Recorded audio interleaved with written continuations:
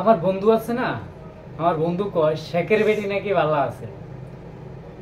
তাদের কাছে শেখের বেটি বালা, কারণ তারা গত বছর টমেটো এই সময়ে 50-60 টাকা 70 টাকা 80 টাকা করে কিনে খাইতে পারছে। এবছর 10 টাকা করে কিনে খাইতে পারতেছে না। গত বছর তারা শশা 120 টাকা 140 টাকা করে কিনে খাইতে পারতেছিল।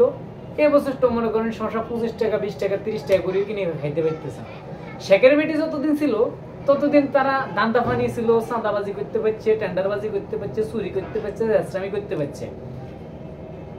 কিন্তু এই বছর তো শেখের বেটি নাই, এই কারণে তাদের ইনকাম বন্ধ। তারা এখন 10 টাকা 5 টাকাও কিনে খেতে পারবো না। তবে হ্যাঁ, আলহামদুলিল্লাহ, আমরা গত বছর যে বাজার, এখানে যে বাজারটা দেখতেছেন, এটা যদি গত বছর এই সময় করতে যেতাম তাহলে আমাদের 450 টাকা লাগতো। আলহামদুলিল্লাহ আলহামদুলিল্লাহ, আমরা এই বছর এই বাজারটা করছি মাত্র 120 টাকায়। 5 কেজি টমেটো, 5 কেজি টমেটো মাত্র 70 টাকা। কল্পনা করা যায় বাংলাদেশে 2025 সালে এসে 5 কেজি টমেটো মাত্র 70 টাকা, 2 কেজি শসা মাত্র 50 টাকা।